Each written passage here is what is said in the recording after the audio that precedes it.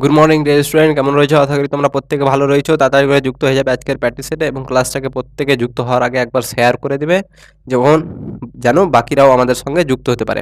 আর আশা করি তোমরা প্রত্যেকেই আগের দিনের ক্লাসটা করেছো। আমি আগের দিন তোমাদের ডিমান্ডে, তোমাদের কথা অনুসারে আমি তো কিন্তু চ্যাপ্টার ভিত্তিক ক্লাস, অর্থাৎ টাইম, স্পিড অ্যান্ড ডিস্টেন্স, যেটার ওয়েটেজ আমাদের ডাব্লিউবিপি এবং কেপিতে 2 থেকে 3টা প্রশ্ন আসে।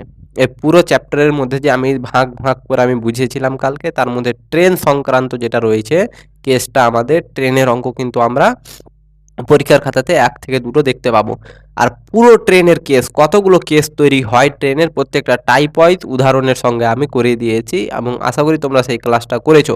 যারা করোনি, আগের দিনের ক্লাসটা 1 ঘন্টার ক্লাস রয়েছে, অবশ্যই করে নেবে। তোমাদেরকে সেই ক্লাসটা অনেক সাহায্য করবে। যদি তোমরা আগের ক্লাসটা করে থাকো, তাহলে আমি আশা করব, যদি মনোযোগ সহকারে করে থাকো এবং একবার জিনিসগুলোকে রিভিশন করে থাকো, তাহলে আশা করব যে ট্রেন সম্পর্কিত ডাব্লিউবিপি এবং কেপি পরীক্ষার জন্য আর কোনো জায়গা থেকে পড়তে হবে না। ডাব্লিউবিপি হোক, কেপি হোক, এসএসসি জিডি হোক বা আর অন্য এক্সাম হোক, তার জন্য আর অন্য কোনো জায়গা থেকে পড়ার প্রয়োজন পড়বে না।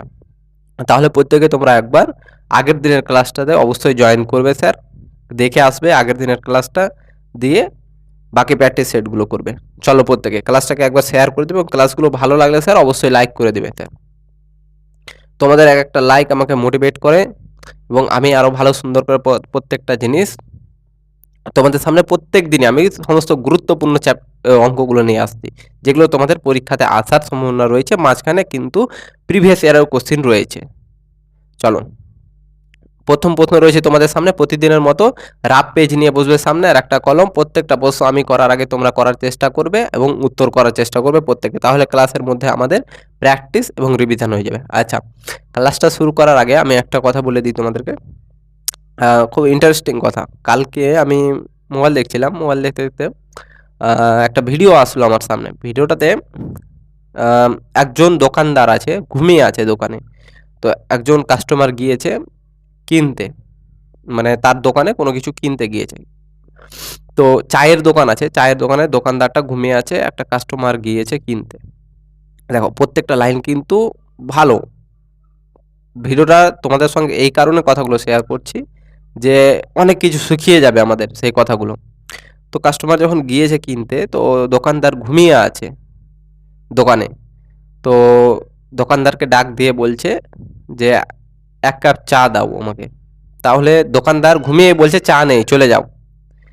তো কাস্টমার তখন বলছে যে একটা সিগারেট দাও। তখন দোকানদার সেটাও বলছে যে নেই, সামনের দোকান থেকে নিয়ে নাও। ঘুমিয়ে আছে, ঘুমিয়ে থেকে বলছে যে নিয়ে নাও সামনের দোকান থেকে। তারপরে কাস্টমার রেগে গিয়ে বলছে যে ঠিক আছে, যা আছে তাই দাও আমাকে। বলছে যে কিছুই নেই, তুমি এখন চলে যাও, আমি কিছু দিতে পারবো না। এবার কাস্টমার রেগে গিয়ে তাকে বলছে যে যখন কিছু বিক্রি করারই ইচ্ছা নেই, তাহলে দোকান খুলে কেন বসে আছো? তো দোকানদাররা উঠেছে, উঠে বলছে তাহলে তাতে তোমার কি সমস্যা? আমি তোমার কাছে বিক্রি করে কি পাবো? বা জিজ্ঞাসা করছে, দোকানদার জিজ্ঞাসা করছে কাকে? কাস্টমারকে, যে আমি তোমার কাছে বিক্রি করে কি পাবো? কাস্টমারকে জিজ্ঞাসা করছে। কাস্টমার বলছে টাকা পাবে। বলছে টাকা দিয়ে কি করব?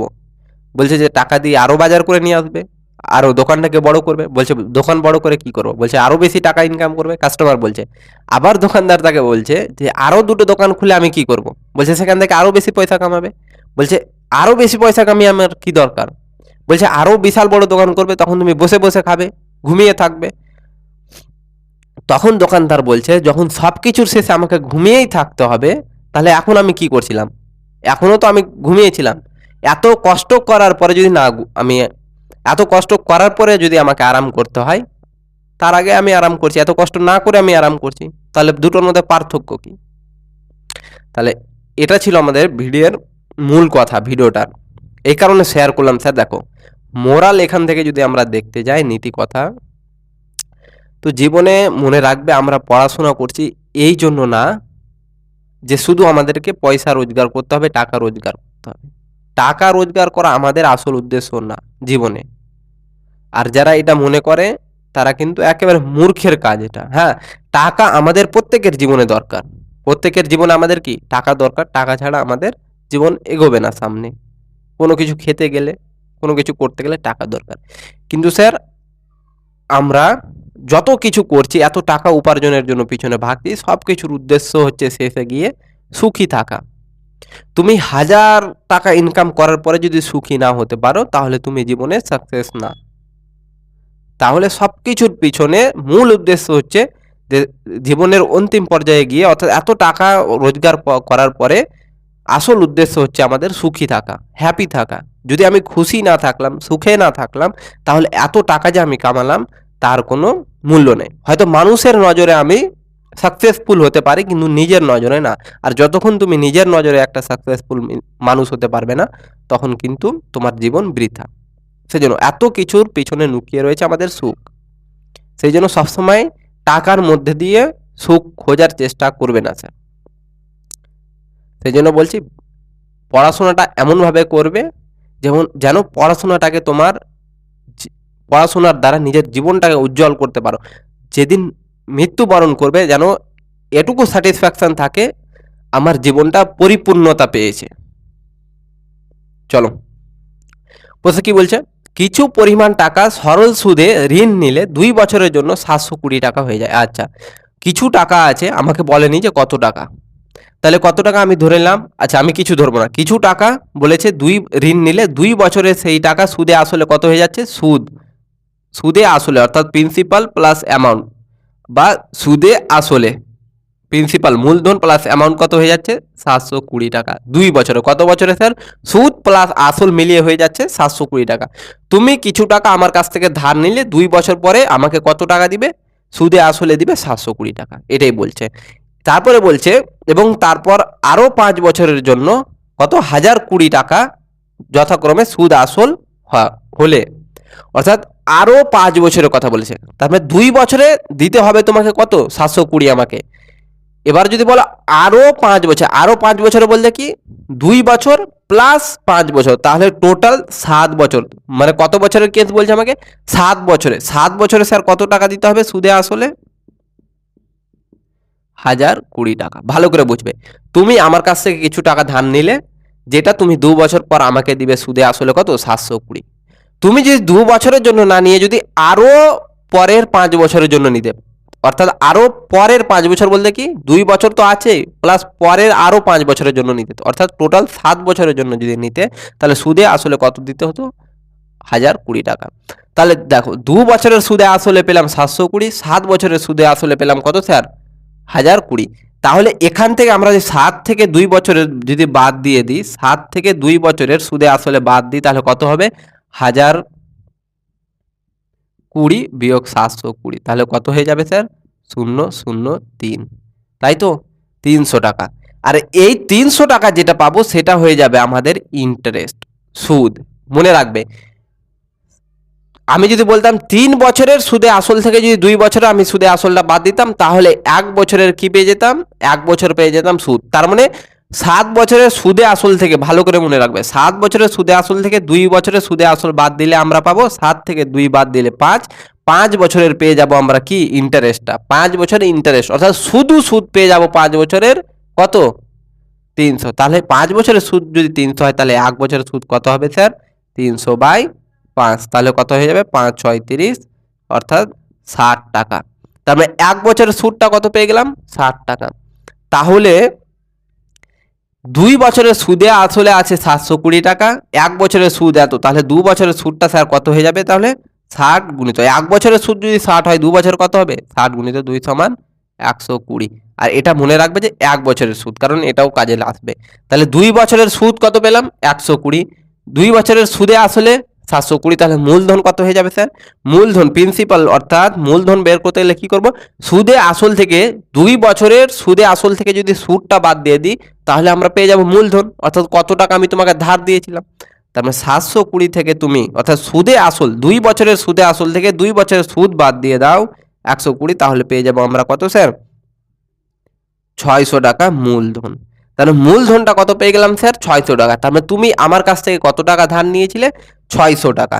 এবার বলেছে যে সুদের হারটা কত, তাহলে দেখো সুদের হার বের করতে গেলে 1 বছরের হিসাব বের করব। 1 বছরের সুদ কত টাকা 60 টাকা সুদ দিতে হচ্ছে, কত টাকার উপরে স্যার মূলধন পেয়ে গেলাম 600 টাকার উপরে। তাহলে 100তে কত পার্সেন্টেজ করে দিব 0.000, 6 1 কে 6, তাহলে হয়ে যাবে 6 10 এ 10 1 10%।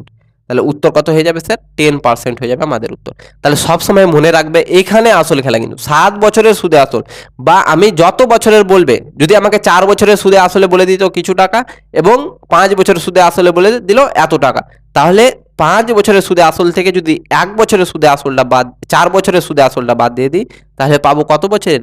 1 বছরের। বিয়োগ করে দিলে পেয়ে যাব আমরা 5 থেকে 4 বছরটা বাদ দিয়ে দিলে 1 বছরের কি পেয়ে যাব? ইন্টারেস্ট, সুদ। 7 বছরের সুদে আসলে 1020, 2 বছরের সুদে আসলে 720। তাহলে 7 থেকে 2 বাদ দিলে 5, তাহলে 5 বছর, তাহলে 1020 থেকে 720 বাদ দাও, কত পেয়ে যাব? 300। তাহলে 5 বছরের সুদ পেয়ে যাব। সুদে আসল থেকে দুটো সুদে আসল যদি মাইনাস করো তাহলে পেয়ে যাব আমরা কি? ইন্টারেস্ট, সুদটা পেয়ে যাব। তাহলে সুদটা কত হয়ে গেল 5 বছরে? 300। 5 বছরের সুদ যদি 300 হয় স্যার, তাহলে 1 বছরের সুদ কত হবে? 300/5, 60 টাকা। 1 বছরের সুদ 7 হয়, তাহলে দেখো এখানে 2 বছরের সুদে আসলে কত দেওয়া আছে? 720। মানে এখানে সুদও আছে আসলও আছে, তাহলে 2 বছরের সুদ এখান থেকে কত পেয়ে যাবো? 120। তার মানে 2 বছরের সুদে আসলে এটা, 1 বছরের সুদ এটা, তাহলে 2 বছরের সুদ প্লাস আসল থেকে যদি সুদটা বাদ দিয়ে দিই তাহলে কি পাবো স্যার? মূলধন। তাহলে সুদে আসল থেকে সুদটা বাদ দিয়ে দেবো, কত পেয়ে যাব? মূলধন। মূলধনটা কত পেয়ে গেলাম স্যার? 600। তার মানে মূলধন অর্থাৎ তুমি কত টাকা ধার নিয়েছিলে স্যার? 600 টাকা। 600 টাকা ধার নিয়েছিলে। এবার দেখো 600 টাকাতে 1 বছরের সুদ কত দিতে হচ্ছে? 60 টাকা। 60 টাকা সুদ দিতে হচ্ছে 1 বছরে, তাহলে 100%-এ কত হয়ে গেল? 10%। তার মানে সুদের হারটা কত পেয়ে গেলাম? 10%। সুদের হার কিভাবে বের করবে? 1 বছরের সুদ বাই মূলধন, অর্থাৎ মূলধন যেটা তুমি যত টাকা ধার নিলা সেই টাকার 1 বছরে কত টাকা সুদ দিতে হচ্ছে ইন্টু 100% করে দিলে আমরা পেয়ে যাব কি? সুদের হারটা। তাহলে ভালো করে মনে রাখবে এখান থেকে। চলো, এই জিনিসটা হয়তো তোমরা বুঝতে পারলে না, এটাও স্যার আমি তোমাদেরকে বুঝিয়ে দিই। আমি যতক্ষণ না স্যাটিসফ্যাকশন হয়েছে আমার মধ্যে যে আমি ভালো করে বুঝাতে পেরেছি, ততক্ষণ আমার আত্মা শান্তি পাবে না। সেই জন্য আমি এটাও বুঝিয়ে দিচ্ছি। দেখো, তুমি ধরো 10 টাকা আমার কাছ থেকে ধার নিলে, তাহলে 1 বছর বা 2 বছরের হিসাব ধরো, তুমি নিলে মূলধনটা পি আমার কাছে 10 টাকা, কত বছরের জন্য? 2 বছরের জন্য। সুদের হারটা ধরে নিলাম 10%, তাহলে সুদ কত হয়ে যাবে 2 বছর পরে? সূত্র কি জানি? সুদ সমান আই সমান P into T into R by 100, তাই তো? তাহলে পি কত স্যার? 10, টি কত স্যার? 2, আর কত? 10 বাই 100, 0 0 0 0 কাটলো, কত পেয়ে গেলাম? 2। তার মানে কত টাকা পেলাম স্যার এখানে? 2 টাকা। কি? সুদ। সুদটা শুধু 2 টাকা পেলাম 2 বছর। তাহলে সুদে আসলে কত হয়ে যাবে? মূলধন প্লাস সুদ কত হয়ে যাবে স্যার? মূলধন কত ছিল? 10, 10 যোগ 2 সমান কত হয়ে গেল? 12। এবার ধরো এখানে যদি আমি বলে দিতাম সময়টা 2 বছরের জায়গাতে করে দিতাম, আচ্ছা এখানে দেখে নাও, এবার আমরা করছি সময়টা করে দিলাম শুধু 5 বছর, সময়টা করে দিলাম 5 বছর, বাকি সব এক থাকলো। তাহলে এক্ষেত্রে সুদ কত হয়ে যাবে 5 বছরের ক্ষেত্রে? 10 টাকা মূলধন, 5 বছরের সুদ, সময়, আর এর মান 10%, তাহলে বাই 100, তাহলে কত হয়ে যাবে স্যার? 0 0 0 0 কাটলো, তাহলে কত হয়ে গেল? 5। তাহলে সুদ যদি 5 হয়, তাহলে সুদে আসলে 5 বছর পর কত হয়ে যাবে? 5 বছর পর সুদে আসলে হয়ে যাবে 10 টাকা ছিল আসল প্লাস সুদ 5, তাহলে 15 টাকা হয়ে গেল। তাহলে দেখো 2 বছরের সুদে আসলে কত পেলাম? 12। 5 বছরের সুদে আসলে কত পেলাম? 15। তাহলে 5 থেকে 2 বাদ দাও, কত পাবো স্যার আমি? 5 থেকে যদি 2 বাদ দিই 3, আর 15 থেকে 2 বাদ দাও 3, তার মানে 3 বছরের সুদটা পেয়ে যাব 3 টাকা। তার মানে দেখো 2 বছরে যদি সুদ 2 টাকা হয় আর 5 বছরের সুদ 5 টাকা হচ্ছে, 2 বছরের সুদ হচ্ছে 2 টাকা, 5 বছরের সুদ হচ্ছে 5 টাকা, তাহলে 3 বছরে কত হয়েছে স্যার? 5 বছর থেকে যদি আমি 2 বছরের সুদটা বাদ দিয়ে দিই, 5 থেকে 2 টাকা বাদ দাও, তাহলে কত হয়ে গেল স্যার? 3 টাকা। একই রকম ভাবে সেম কেস এখানে দেখো, সুদে আসলে থেকে 2 বছরের সুদে আসলে থেকে 5 বছরের সুদে আসলে কত পেলাম? 15।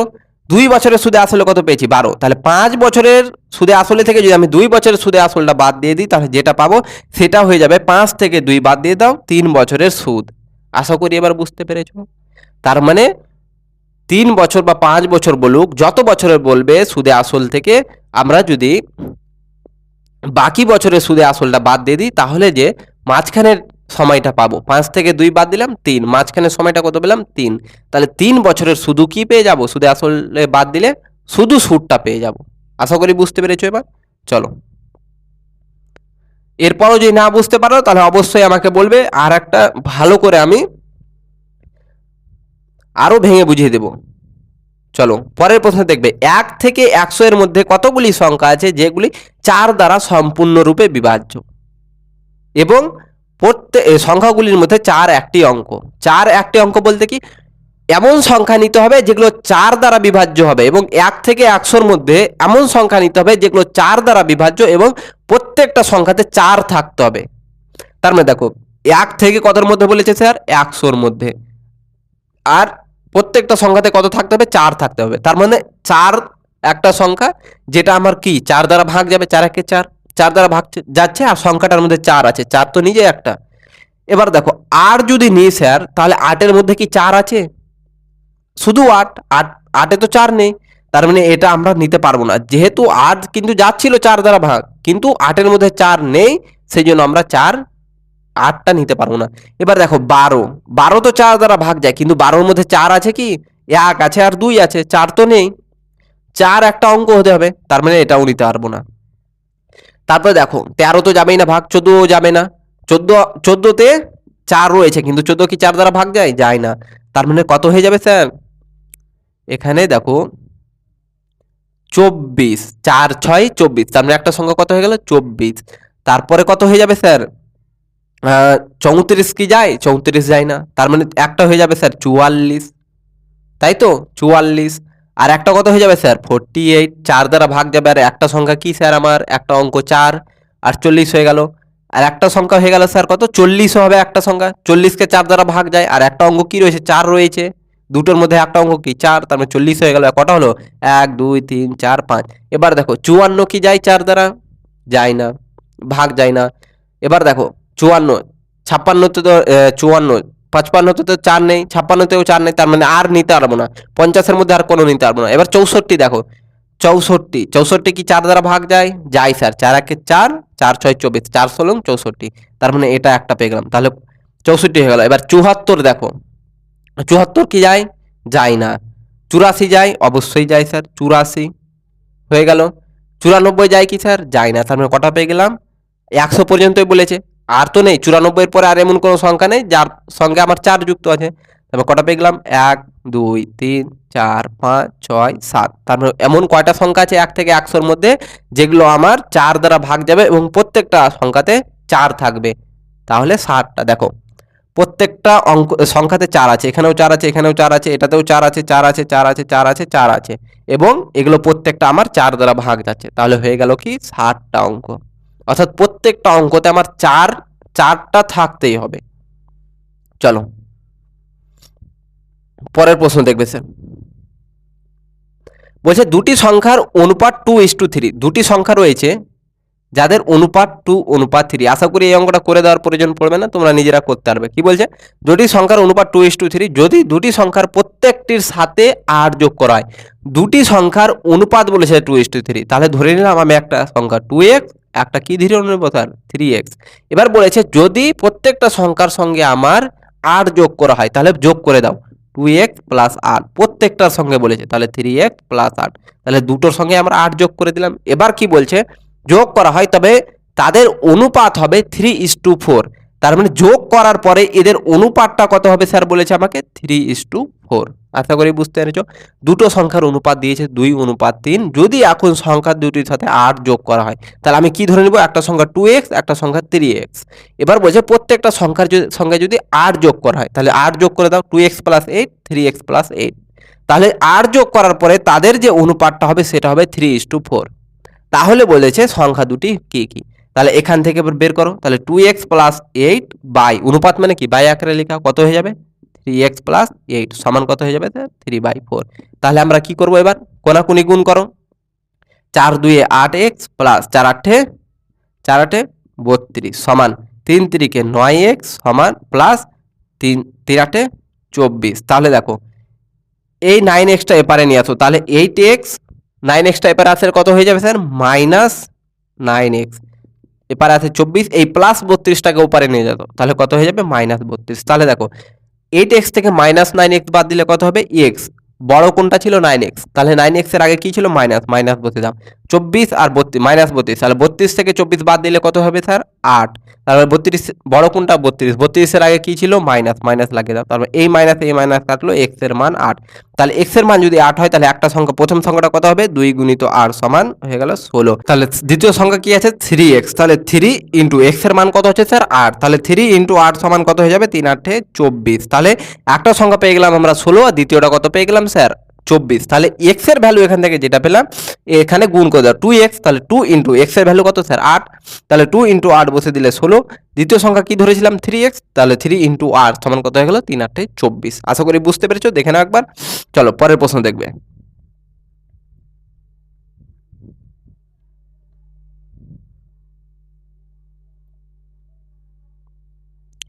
চলো নেক্সট প্রশ্ন কি বলছে স্যার? বলছে 28টি জিনিস বিক্রয় করে একজন ব্যক্তি 4টি জিনিসের বিক্রয় মূল্যের সমান লাভ করেন, শতকরা লাভের হার কত? অর্থাৎ তুমি 28টি জিনিস, নিজেকে মনে করো, অঙ্ক প্রত্যেকটা জিনিসটা যদি নিজের সঙ্গে তুলনা করে করো, রিয়েল লাইফের সঙ্গে কম্পেয়ার করে করো, তাহলে প্রত্যেকটা জিনিস, প্রত্যেকটা ক্যালকুলেশন কিন্তু সহজ হয়ে যাবে। দেখো তুমি 28টা জিনিস বিক্রি করে 4টা জিনিসের বিক্রয় মূল্যের সমান লাভ করছো। আমি ধরে নিব তুমি প্রত্যেকটা জিনিস, অর্থাৎ একটা জিনিস 1 টাকা করে বিক্রি করেছো। কত করে? 1 টাকা করে। তাহলে 28টা জিনিস বিক্রি করেছো কত টাকাতে? একটা জিনিসের দাম যদি 1 টাকা হয় তাহলে 28টা জিনিস বিক্রি করেছো, তাহলে কত টাকায় বিক্রি করবে? 28 টাকায়। 28 গুণিত 1, তাহলে তুমি বিক্রি করলে কত টাকায়? 28 টাকায়। 28 টাকায় বিক্রি করে 4টা জিনিসের বিক্রয় মূল্যের সমান তুমি লাভ করেছো। তাহলে বিক্রি করলে এটা কি পেলাম? এসপি, সেলিং প্রাইস, অর্থাৎ বিক্রয় মূল্য 28। এবার বিক্রি করে 28টা জিনিস বিক্রি করে 4টা জিনিসের বিক্রয় মূল্যের সমান তুমি লাভ করলে, অর্থাৎ 4টা জিনিস বিক্রি করে যত টাকা পেয়েছো তত টাকা তুমি লাভ করেছো। তার মানে দেখো একটা জিনিসের দাম কত আমি ধরলাম? 1 টাকা, তাহলে 4টা জিনিসের দাম কত হবে? 4 গুণিত 1 সমান 4 টাকা। তার মানে লাভ করলে প্রফিট সমান কত হয়ে গেল স্যার? এটা 4 টাকা। তাহলে প্রফিট কত করলে স্যার তুমি? 4 টাকা। তাহলে দেখো 28 টাকা বিক্রি করে 4 টাকা লাভ করছো, তাহলে জিনিসটা কিনেছো কত টাকায়? তুমি 28 টাকার জিনিস বিক্রি করে 4 টাকা লাভ করলে, অর্থাৎ 28 টাকাতে বিক্রি করার পরে বস্তুটা তুমি 4 টাকা লাভ দেখতে পেলে, যে 28 টাকার পরে বিক্রি করার পরে তোমার 4 টাকা লাভ হয়েছে। তাহলে কত টাকার জিনিস কিনেছিলে তুমি? তাহলে বিক্রয় মূল্য থেকে আমরা লাভটা বাদ দিয়ে দিব, 28 থেকে 4টা বাদ দিয়ে দিলে আমরা পেয়ে যাব ক্রয় মূল্য, সিপিটা, কস্ট প্রাইস। তাহলে 28 থেকে 4 বাদ দিলে কত হয়ে যাবে স্যার? 24। তার মানে 24 টাকা তুমি কিনেছিলে। তাহলে বলছে শতকরা লাভ কত? তাহলে লাভ করেছো কত টাকা স্যার? 4 টাকা। কত টাকার জিনিসে? 24 টাকার জিনিস কিনে তুমি 4 টাকা লাভে বিক্রি করেছো, তাহলে শতকরা কত স্যার? লাভ বের করতে গেলে কি জানি আমরা? লাভ বের করতে গেলে সবসময় হবে লাভটা উপরে, ক্রয় মূল্যটা নিচে, ইন্টু 100%। তাহলে করে দাও, 4 6 24, 3 50, 50 সরি 50/3 সমান কত হয়ে যাবে? 3 1 3, 3 6 18, 2/3%। তাহলে লাভটা স্যার কত হয়ে গেল? 16.2%। ভালো করে বুঝবে, 28টা জিনিস বিক্রি করে তুমি 4টা জিনিসের বিক্রয় মূল্যের সমান লাভ করেছো। তোমার কাছে ধরো 28টা লেবু আছে, তুমি একটা লেবু 1 টাকাতে বিক্রি করেছো, তাহলে 28টা লেবু কত টাকাতে বিক্রি করবে স্যার? 28 টাকাতে। তাহলে 28 টাকাতে 28টা লেবু বিক্রি করলে, করার পরে তুমি দেখতে পেলে যে 4টা লেবুর বিক্রি করে যত টাকা পাবে তুমি তত টাকা লাভ করেছো। তাহলে 4টা লেবু বিক্রি করবে কত টাকাতে? 1 টাকা করে, 4 টাকাতে। তার মানে 4 টাকা তোমার লাভ হয়েছে। 28 টাকাতে বিক্রি করে তুমি দেখলে তুমি 4 টাকা লাভ করতে পেরেছো। তার মানে বস্তুটা কিনে এনেছিলে কত টাকাতে? লেবুটি কিনে এনেছিলে কত টাকাতে? তার মানে যত টাকা বিক্রয় মূল্য আছে, বিক্রয় মূল্য থেকে যদি লাভটা বাদ দিয়ে দিই তাহলে কি পেয়ে যাবো? ক্রয় মূল্য। তার মানে কিনেছিলে কত? 28 টাকাতে বিক্রি করার পরে তোমার হচ্ছে 4 টাকা লাভ, তাহলে কিনেছিলে কত? 28 বিয়োগ 4 সমান 24 টাকাতে। তাহলে 24 টাকা লাভ করছো, 4 টাকা লাভ করছো কত টাকার কিনে এনে? 4 টাকার। 4 টাকা লাভ করছো 24 টাকাতে, তাহলে 100তে কত? 16.2% হয়ে যাবে আমাদের কারেক্ট অ্যান্সার। চলো পরের প্রশ্ন দেখবে স্যার। খুব সুন্দর প্রশ্ন রয়েছে এবং খুব সহজও প্রশ্ন রয়েছে। কনসেপ্ট আমি বুঝিয়ে দিয়েছিলাম, হয়তো বাজি না আগে করে থাকো তাহলে সুন্দর করে বুঝিয়ে দিচ্ছি, একবার নোট করে দিবে। এই টাইপের যত প্রশ্ন থাকবে এরপরে আর জীবনে তোমরা ভুল করবে না। কি বলছে? 2টি লোক 60টি বালক একটি কাজ 4 দিনে করে। 2টি লোক একটি বালক একটি কাজ 7 দিনে করছে। আমি যদি বলি 4টা লোক একটা কাজ 5 দিনে করছে, তাহলে মোট কাজ কত হবে স্যার? আমি কি বলেছিলাম? যতজন লোক আছে সেই লোকগুলো কত দিনে করছে? 5 দিনে। তাহলে গুণ করে দিলে লোক সংখ্যার সঙ্গে যদি আমরা মোট লোক সংখ্যার সঙ্গে যদি দিন সংখ্যা গুণ করে দিই তাহলে পেয়ে যাব মোট কাজ 4 5 20। তাহলে মোট কাজ কত হয়ে গেল স্যার? 20। তার মানে দেখো তো কতজন বলেছে? দুটি লোক। লোককে আমরা কি লিখবো? দুটি লোককে লিখবো মেন। দুইটা মানুষ প্লাস আর কে করছে?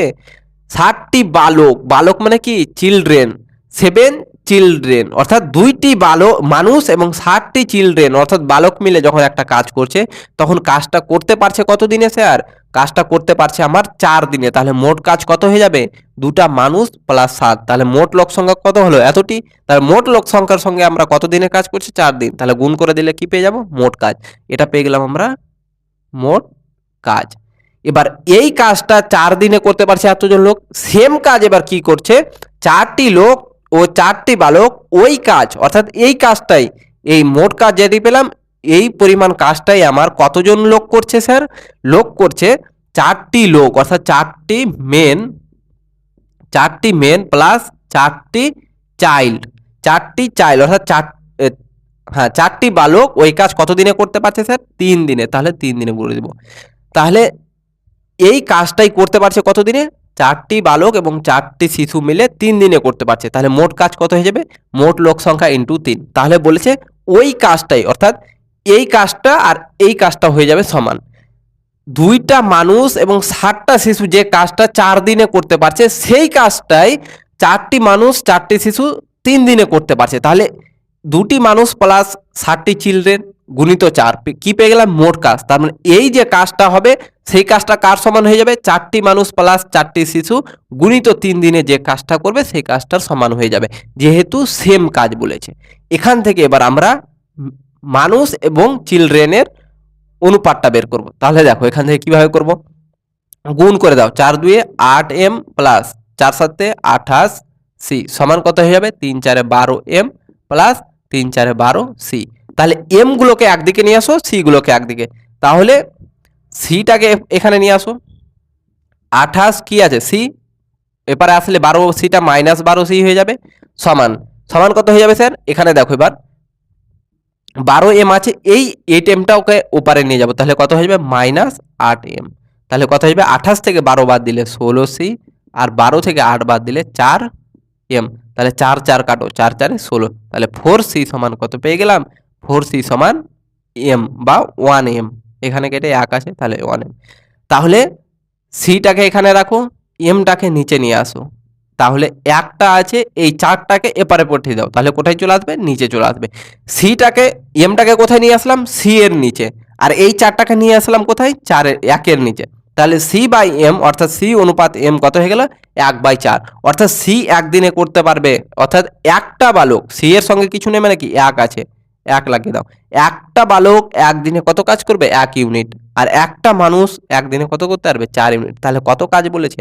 তাহলে এখান থেকে সি এবং এম এর মানটা যে কোনো একটা জায়গাতে বসিয়ে আমরা মানটা বের করে নেব। তাহলে দেখো এটা একটু দেখতে সহজ লাগছে, এটাতেই বসিয়ে দাও। যেখানে বসাবে এই দুটো মান সেম বেরোবে, যেহেতু এ দুটো আর এ দুটো সমান। এটাতেও বসাতে পারো, এটাতেও বসাতে পারো। তাহলে এটা কি ছিল? মোট কাজ। যে কোনো একটাতে বসিয়ে আমরা মোট কাজ বের করব। তাহলে মোট কাজ সমান কত হবে? 4m। 4 গুণিত m এর মান কত ছিল স্যার? 4। 4 গুণিত 4 প্লাস 4c, 4 ইন্টু c এর মান কত ছিল স্যার? 1। তাহলে এটা গুণিত কত ছিল? 3। তাহলে কত হবে? 4 4 16 আর 4 1 4। তাহলে 16 আর 4 কত হয়ে গেল স্যার? 20। 20 সঙ্গে 3 গুণ করলে হয়ে যাবে 60। তাহলে মোট কাজ কত পেয়ে গেলাম? টোটাল ওয়ার্ক পেয়ে গেলাম 60 ইউনিট। তাহলে বলছে একটি লোক ওই কাজ কত দিনে সম্পন্ন করবে? তাহলে একটি লোক একদিনে কত করতে পারছে? 4। তাহলে 60 ইউনিট কাজ কত দিনে করবে? 60/4। একটা লোক, তুমি ধরে নাও লোকটা তুমি যদি একদিনে 4টা কাজ করতে পারো, তাহলে 60টা কাজ কত দিনে করবে? প্রত্যেক দিন 4টা 4টা করে করতে গেলে 60টা কাজ কত দিনে করবে? 60/4 দিনে। সমান কত হয়ে যাবে? 4 1 4, 4 5 20, 4 15 60। তার মানে একদিনে যদি তুমি 4টা করে কাজ করো তাহলে 15 দিনে 60টা কাজ করবে। তোমার এফিসিয়েন্সি অর্থাৎ তুমি একদিনে কত করতে পারছো সেটা দ্বারা যদি ভাগ করে দিই পেয়ে যাবো আমরা উত্তর। বুঝতে পেরেছো আশা করি? আরেকবার বলে দিচ্ছি। দুইটা মানুষ 60টা চিলড্রেন একটা কাজ, অর্থাৎ দুইটা মানুষ এবং 60টা বালক একটি কাজ 4 দিনে করছে। তাহলে লোক সংখ্যাটাকে যোগ করলাম, গুণিত কত দিনে করছে? 4 দিনে। গুণ করে দিলে পেয়ে যাবো আমরা মোট কাজ। তাহলে এই কাজটা এরা যত দিনে করছে সেম কাজ মানে সমান কাজ করছে 4 জন মানুষ এবং 4 জন শিশু কত দিনে? 3 দিনে। তাহলে এদের কাজ আর এদের কাজটা কি হয়ে গেল স্যার? সমান হয়ে গেল, সমান করে দিলাম। এখান থেকে আমরা সি আর এম এর মানটা বের করে নিব। তাহলে সি কত পেলাম 1, এম কত পেলাম 4। এবার এ দুটোর মান যে কোনো একটাতে বসিয়ে আমরা বের করব। এটা কি ছিল? এগুলো ছিল মোট কাজ। যে কোনো একবারে তুমি বসে মোট কাজটা বের করো। তাহলে আমরা এটাতেই বসালাম। এটা দেখতে একটু সহজ মনে হচ্ছে। বসিয়ে কত পেয়ে গেলাম? 60 ইউনিট। মোট কাজ পেয়ে গেলাম 60 ইউনিট। তাহলে বলছে একটি লোক ওই কাজটা করতে কতদিন সময় নেবে? তাহলে একটি লোক কত দিনে করবে স্যার? একটা মানুষ একদিনে কত ইউনিট কাজ করছে? 4 দিনে। তাহলে 60 ইউনিট কাজ কত দিনে করবে? বাই 4। তাহলে করে দিলে 15 দিনে। আশা করি বুঝতে পেরেছো। চলো পরের প্রশ্ন দেখবে।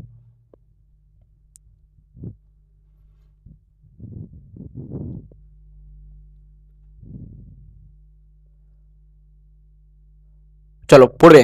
20% হারে চিনির মূল্য হ্রাস করলে একজন ক্রেতা 160 টাকায় 2.1 কেজি চিনি বেশি চিনি ক্রয় করতে পারেন। প্রতি কেজি চিনির আসল ক্রয় মূল্য কত? অর্থাৎ প্রত্যেক কেজি চিনির আসল ক্রয় মূল্যটা কত আমাকে জিজ্ঞাসা করেছে।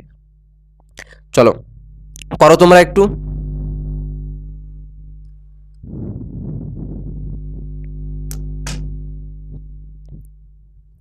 চলো বোর্ডে লাইট আসছিল সেই জন্য পর্দাটা একটু এগোতে গেছিলাম। দেখো 20% হারে চিনির মূল্য কি হয়েছে? হ্রাস করলে 20% তুমি চিনির মূল্যটা হ্রাস করছো। 20%-এর ভ্যালু কি জানি স্যার? 20/100 কাটাকাটি করতে গেলে 1/5।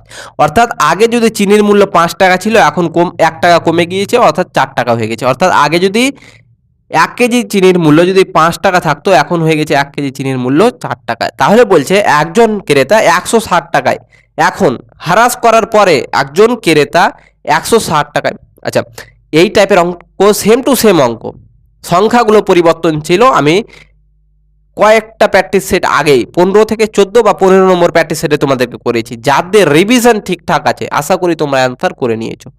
চলো দেখো, হ্রাস করার পরে একজন ব্যক্তি কি করছে? 160 টাকায় 2.5 কেজি চিনি বেশি ক্রয় করছেন। 160 টাকাতে কত কেজি বেশি? 2.5 কেজি। 2.1 অর্থাৎ 2 2 4 একে 5/2 কেজি চিনি বেশি করছে। তার মানে দেখো এখন চিনির মূল্যটা কত? 4। 1 কেজি চিনির মূল্য যদি এত হয় এখন, তাহলে 5/2 কেজির মূল্য কত হয়ে যাবে? 4 গুণিত 5/2। 1 কেজি চিনির মূল্য যদি এত হয়, তাহলে এত মূল্য কত হয়ে যাবে?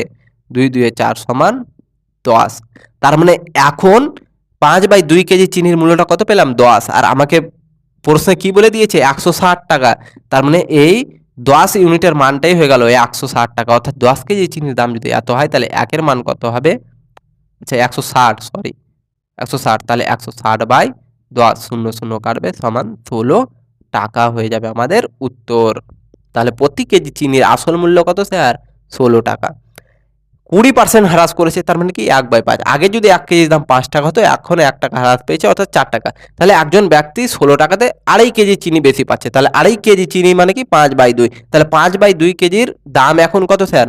এখন আছে 1 কেজির দাম যদি 4 টাকা হয়, তাহলে 2.5 কেজির দাম কত হয়ে যাবে? 4 গুণিত 5/2, কাটাকাটি দিলে 10 টাকা। কিন্তু আমাকে প্রশ্নে বলে দিয়েছে মানটা কত? 160। তার মানে 10 এর মান যদি 160 হয়, তাহলে 1 এর মান কত হয়ে যাবে? 16। তাহলে প্রতি কেজি চিনির মূল্য কত পেয়ে গেলাম স্যার? আসল মূল্যটা 16 টাকা।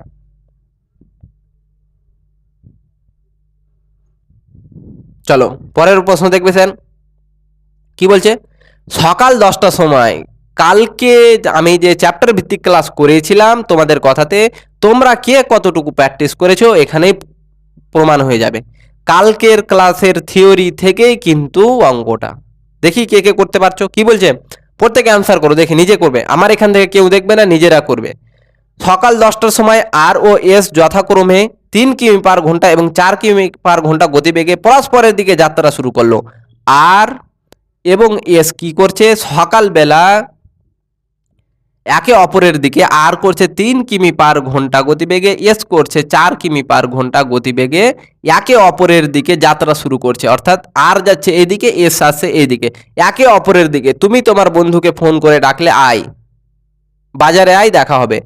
তোমার বন্ধু বাড়ি থেকে বাজারের দিকে আসছে, তুমি বাড়ি থেকে তোমার বন্ধুর দিকে যাচ্ছ বাজারের দিকে, দুজন দুজনের দিকে যাচ্ছ, এক জায়গাতে মিলিত হবে। তাহলে বলছে যে যাত্রা শুরু করার সময় যদি তাদের মধ্যেকার দূরত্ব, যাত্রা যখন শুরু করলে তোমরা দুই বন্ধু বাড়ি থেকে, তাহলে যখন যাত্রাটা শুরু করেছো দুই বন্ধুর মধ্যে দূরত্ব হচ্ছে বাড়ির 17.5 কিমি। তাহলে বলছে কতক্ষণ সময়ে তাদের মিলিত হবে, অর্থাৎ তারা কতক্ষণ পরে এই জায়গাতে এসে মিলিত করবে, অর্থাৎ কতক্ষণ সময় পরে তোমরা বাজারে গিয়ে দেখা করবে। তাহলে অঙ্কটা কিন্তু শিখে নাও প্রত্যেকে। তোমরা যখন তোমার বন্ধুকে বাজারে ডাকবে তখন সময় ক্যালকুলেট করে বেরোবে যে এত সময় লাগবে, আমি এখন বেরোলেই বাজারে পৌঁছে যাব, সেই সময় দেখা হয়ে যাবে।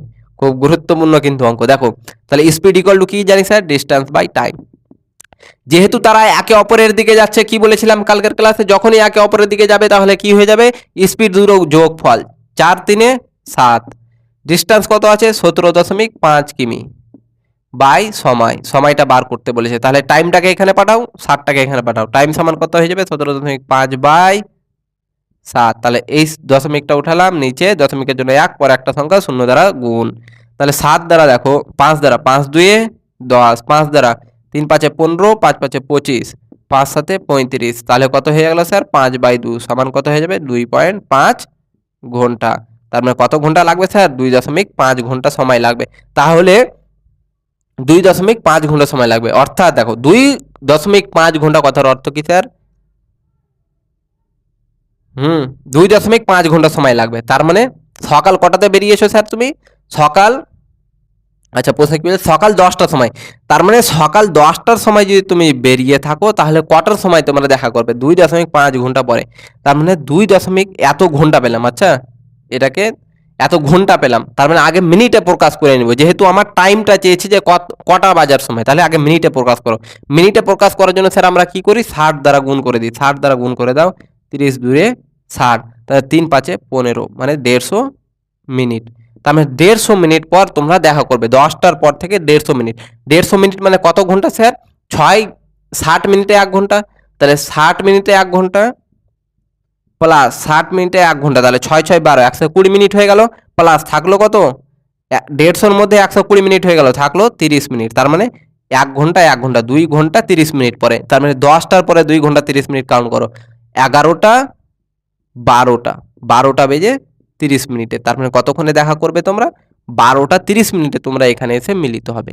তাহলে ঘন্টাটাকে আগে তোমরা কি করে দেবে? মিনিটে, যেটা উত্তর পাবো আমরা ঘন্টাতে পেলাম, ঘন্টাটাকে মিনিটে প্রকাশ করে নাও। মিনিটে প্রকাশ করতে গেলে কি করতে হবে? 60 দ্বারা করে দেবো আমরা গুণ। তাহলে 60 দ্বারা গুণ করে দিলে পেয়ে যাবো কত? 150 মিনিট।